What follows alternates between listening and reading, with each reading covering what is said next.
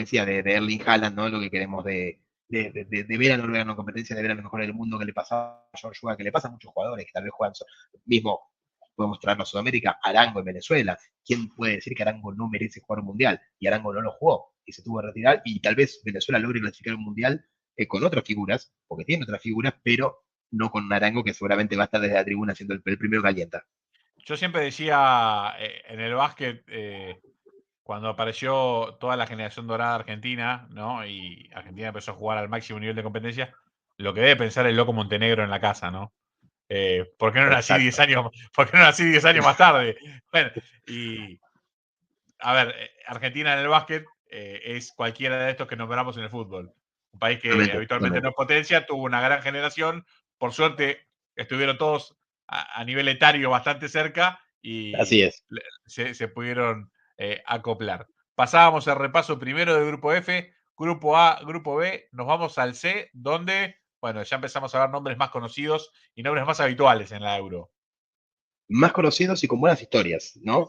Porque acá tenemos, en el grupo C estaban Países Bajos, Holanda, Austria, Ucrania y Macedonia del Norte. Una Ucrania que todavía no estaba en guerra, por eso obviamente permitieron participar Rusia, porque Rusia, por ejemplo, en la próxima Eurocopa fue vetado porque está en guerra con Ucrania, con lo cual no lo dejaron participar ni de la eliminatoria a la Eurocopa.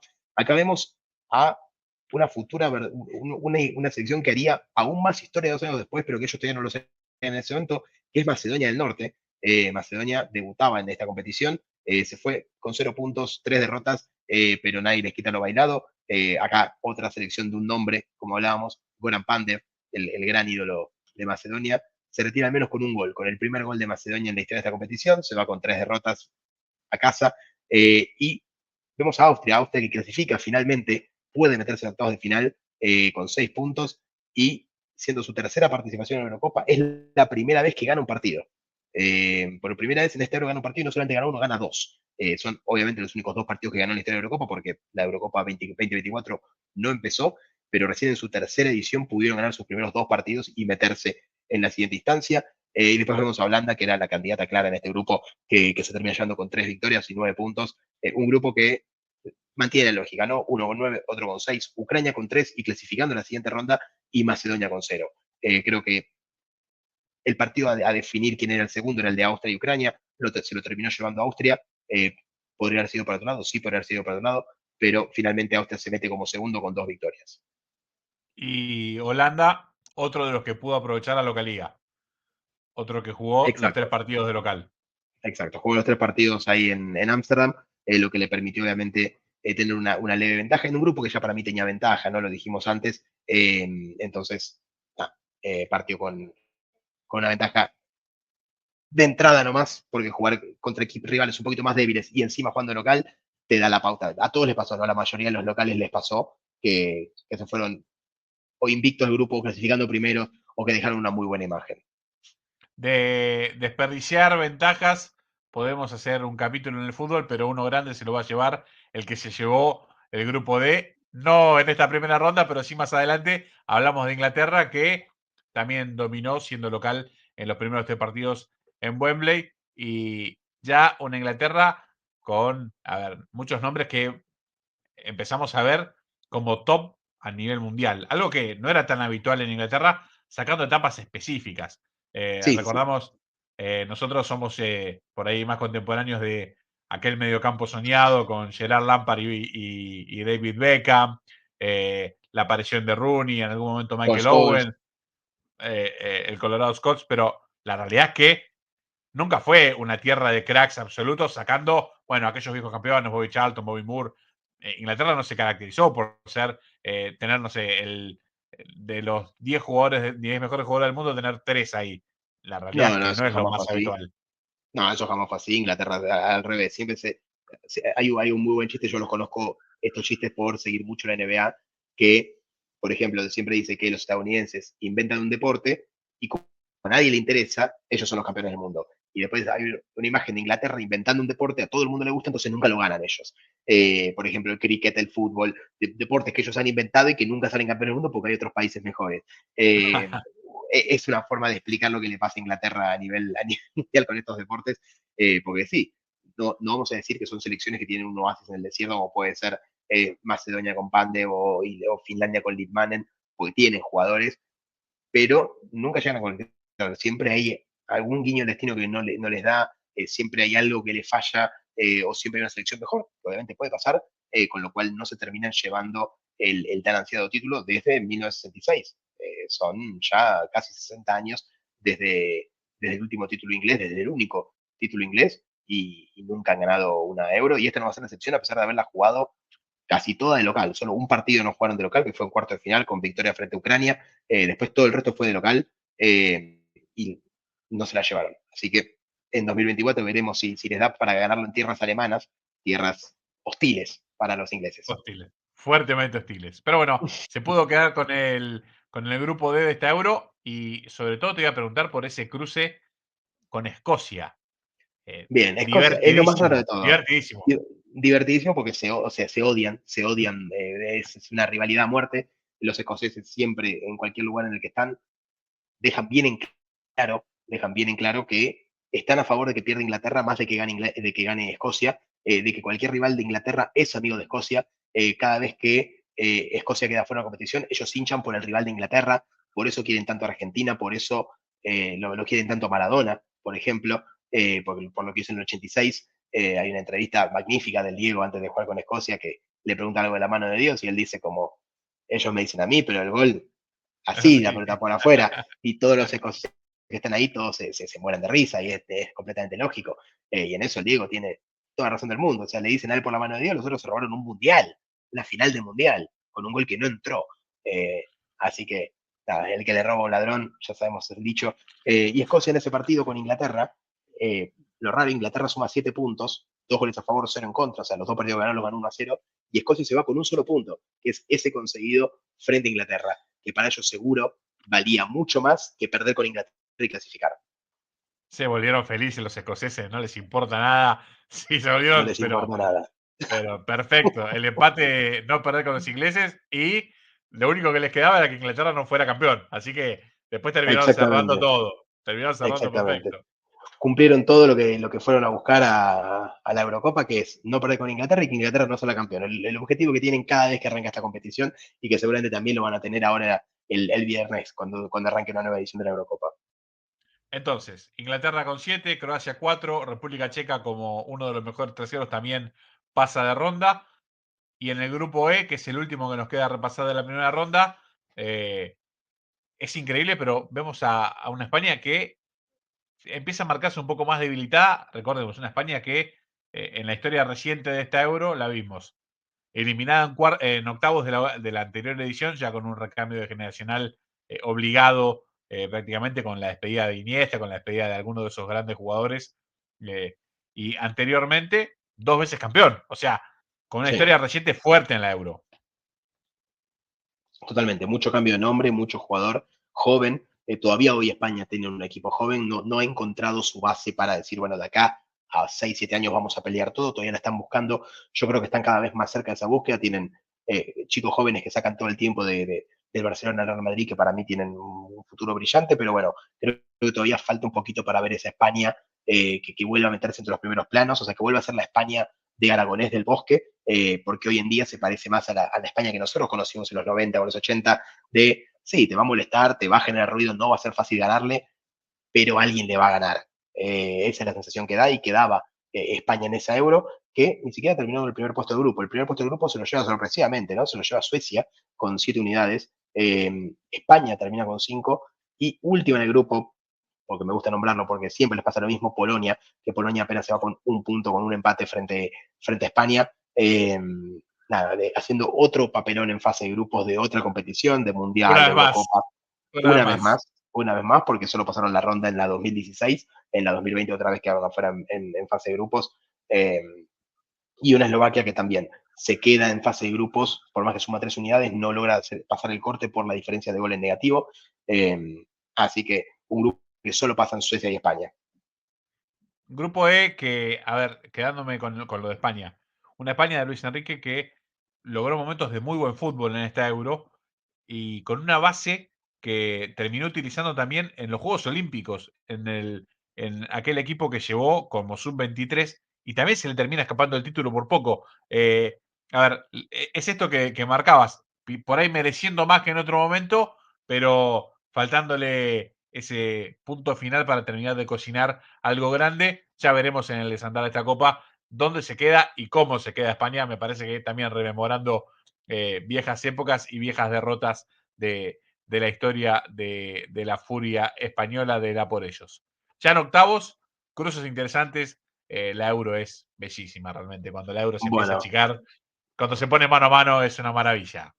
en octavos tenemos para mí los dos más llamativos son el Francia-Suiza, un partido en octavos de final que todos pensábamos, y me incluyo entre los que pensábamos, porque era lo lógico, Francia debía aplastar a Suiza, debía pasarlo por arriba y debía meterse en cuarto de final para enfrentar a España o a la actual subcampeona del mundo, que era Croacia, y revivir la final del Mundial 2 años después, bueno, 3 años después, en realidad, 2021, en una Eurocopa. Bueno, Francia se queda fuera por penales contra Suiza. Una Suiza que recordemos la mala suerte que tiene a veces en estas competiciones. Suiza hubo un Mundial que se fue sin goles en contra y sin perder, o sea, sin perder un partido y sin goles en contra. Era increíble, ganó uno, empató tres, en octavo de final quedó afuera perdiendo por penales, 3-0. No metieron ni un penal ellos. Erraron los 3 penales, se fueron contra Ucrania justamente en octavo de final, se fueron de un En mundial 2006. en 2006, sin En hacer un gol, 2006. sin recibir un gol y sin perder un partido, se fueron de un mundial. Así que me parece un poco de justicia divina que ahora puedan eliminar a la campeona del mundo, Francia, por penales para meterse en cuarto de final de una Euro, en la que Croacia y España, si bien históricamente uno pensaría que España está muy por encima, Croacia venía a ser finalista del mundo y Croacia desde el 98 venía siendo un equipo que siempre estaba en los primeros planos, clasificaba a todos los mundiales, clasificaba a todas las euros, y una España que, como dijimos recién, estaba en el recambio generacional. Bueno, nos regalaron el mejor partido no solamente de esta euro, sino de, te diría, las últimas 4 o 5 euros, porque fue un partido que España ganó 5-3 en octavos Eurocopa. El partido terminó 5-3, una locura, verdadera locura lo que fue el partido, que lo terminó metiendo a España para enfrentar a Suiza. Yo creo que España debía estar aliviado de no tener que ver a Francia en cuarto de final, y auguraban un pase fácil hacia la semifinal. Del otro lado, Yo te iba a decir, te iba a poner un asterisco importante donde yo pensé que esta copa se la quedaban los ingleses. Y es en este partido de octavos de final. en este partido contra Alemania. Dije, Y sí, bueno, Inglaterra con Alemania. sacaron a Alemania de, bueno, ya si van a ganar va a ser ahora, no van a ganar nunca más, sino bueno, no, me parece que lo No, no, sentencié además duro, pero además sacaron a Alemania, que del cuadro era el único equipo difícil. Vamos a repasar los nombres de este cuadro, te los voy a decir uno por uno y decime, sacando Inglaterra a Alemania, cuál podía hacerle fuerza a Inglaterra o a Alemania. Estaban Suecia, Ucrania, Holanda, República Checa, Gales y Dinamarca. Una Holanda que uno podría decir que es el más fuerte de esos, Holanda con un recambio generacional que se quedó fuera en octavos de final, y tal vez Dinamarca sin Eriksen, recordemos, si bien fue el jugador que tuvo el accidente y todo, Eriksen era la máxima figura de Dinamarca, era claro, el creativo, no era el cuarto suplente, no era el lateral izquierdo titular, era el mediapunta, era el enganche titular, era la figura del equipo, y lo perdieron en el primer partido. sí. Porque recordemos, no volvió a jugar en el Euro, le costó mucho volver a jugar al fútbol, le costó más de 6 meses. Con lo cual, Dinamarca, si bien tiene el factor anímico de decir, bueno, hagámoslo por Eriksen, el futbolístico, no tenía muchos argumentos Dinamarca para ir a pelear una Euro. Con lo cual, vos decís, en ese cuadro Inglaterra-Alemania, el que gana de ahí llega a la final mínimo. Y si del otro lado te sacaron a Francia, que era el campeón del mundo, y te sacaron a Croacia, que era la subcampeona del mundo, y tenés una España en reconstrucción y una Italia que no clasificó al Mundial, y una Bélgica que podía dar la sorpresa, pero como siempre Bélgica se quedó solamente en una sorpresa sin abrir, digamos que todos los caminos conducían a Inglaterra. Todo, preparada para ellos, esto que marcabas del cuadro, sin lugar a dudas que es así, y sobre todo cuando uno ve que saca a Alemania, que es la bestia negra histórica, y en cuartos de final, si bien tuvo la suerte de que yo creo que hubiese sido más difícil Suecia que Ucrania, pero le toca a Ucrania y le mete 4 goles, sea como sea, y en la competición que sea, ganarle por 4 goles a un rival en cuartos de final, cuando ya estás a nada, a 180 minutos de coronar, bueno, me parece que llegás a las semifinales con un envión y con una fortaleza, sobre todo con el único partido que jugó fuera de Eso te iba a Inglaterra. decir.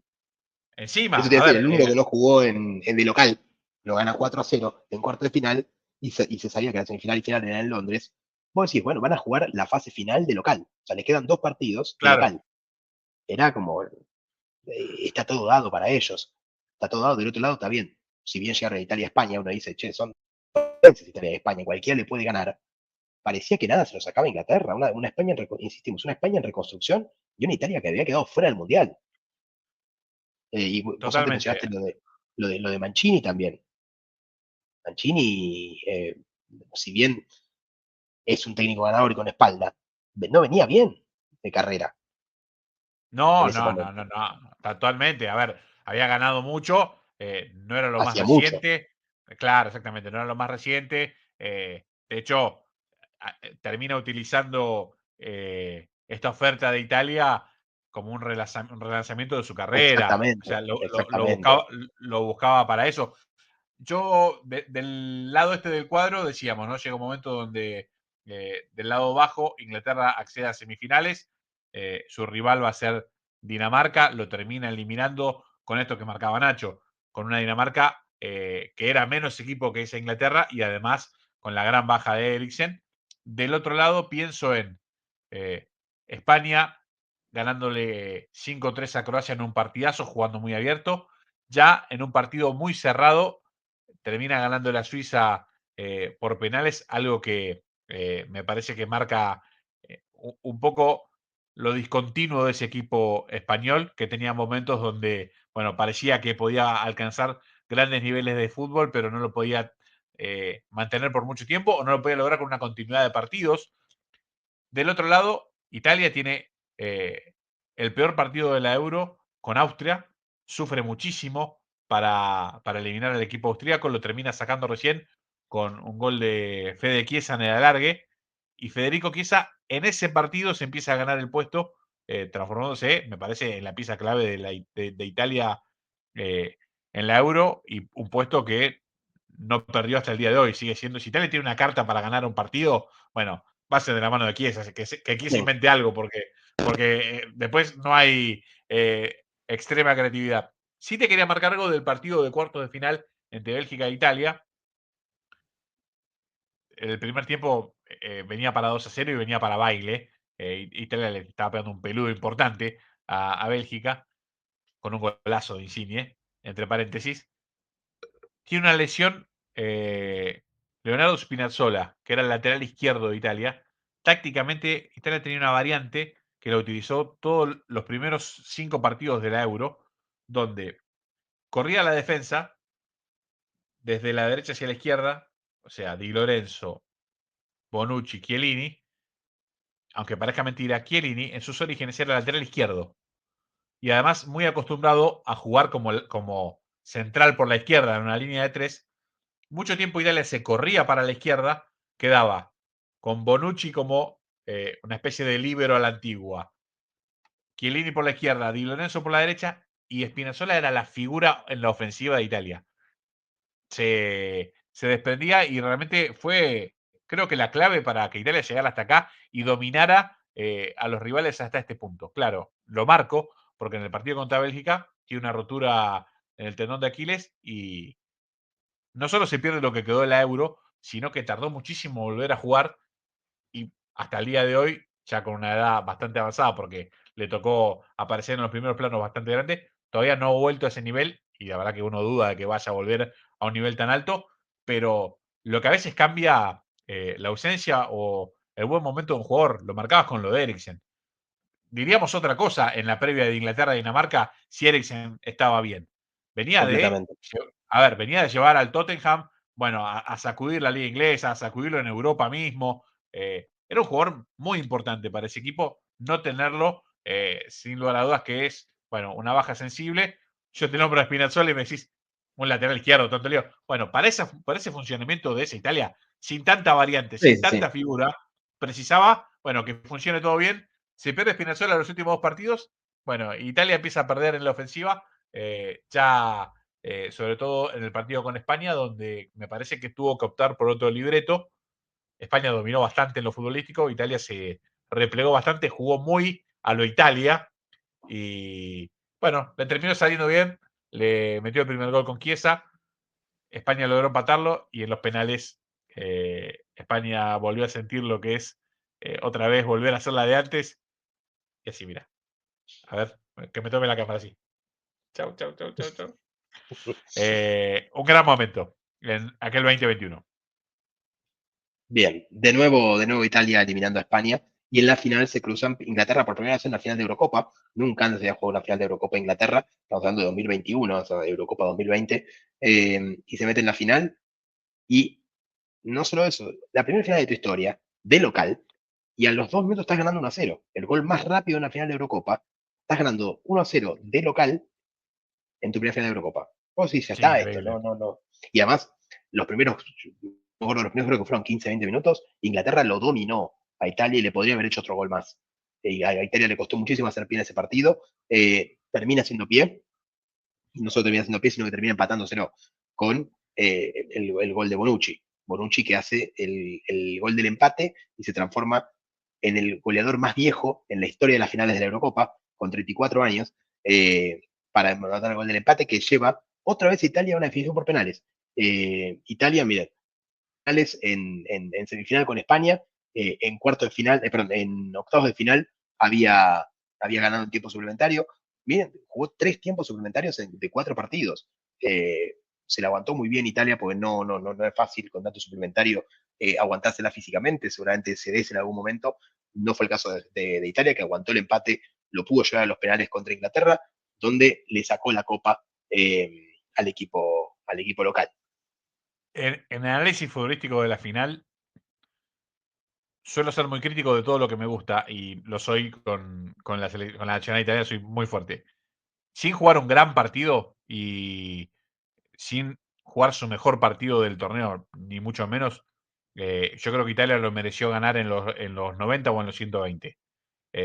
Sacando algún momento del alargue, los primeros 10, 15 de Inglaterra fueron muy buenos y después desapareció de la cancha. Se notaba que le pesaba Sí, sí, después Italia se lo fue comiendo.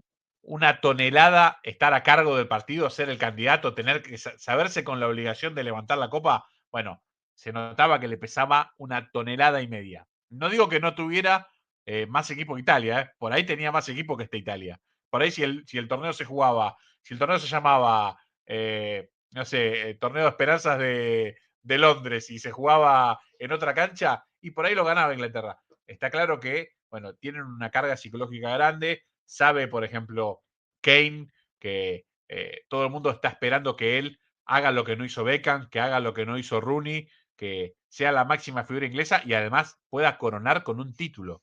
La selección inglesa necesita coronar con un título. Bueno, procesos de figuras que son muy buenos jugadores, pero se le viene negando todo y además, bueno, a Kane además le pasa a nivel clubes también, ¿no? Sí, bueno, lo de Kane ya es la maldición, ¿no? Se fue al Múnich, que es el equipo más ganador de Alemania, que en los últimos 11 años había ganado al menos un título, ya sea Copa Alemania. Bueno, no ganó nada, y ahora se le viene otra Euro más encima, con jugadores de la talla de Grealish, de Foden, bueno, mismo Bellingham, el actual campeón de Champions con el Madrid, que apenas tiene 20 años. O sea, a Bellingham le quedan 4 Eurocopas, Sí, probablemente. todo. Cuatro como mínimo, puede jugar hasta los 36, 40 años, hoy en día que se mantienen mucho más antes, puede jugar tranquilamente 5 o 6 Eurocopas, esta va a ser la primera con un casting de reparto muy interesante. Dijimos Grealish y Foden, entre ellos mismos, los dos juegan en el City, bueno, mismo tienen a Stones, tienen muchos jugadores interesantes en Inglaterra. Yo creo que la del 2021 fue el llamado de atención de Inglaterra está acá. Yo te lo iba a decir, para mí es el candidato número uno para esta Euro. Bueno, coincidimos. Así que con el máximo deseo de errar, porque no quiero quedar en nada, Totalmente, vamos a totalmente. desear. Pero, ¿sabes qué? Sacando y cerrando el capítulo del Euro 2020, quería contarte un dato de color. El año pasado se jugó el Mundial Sub-20 en Argentina.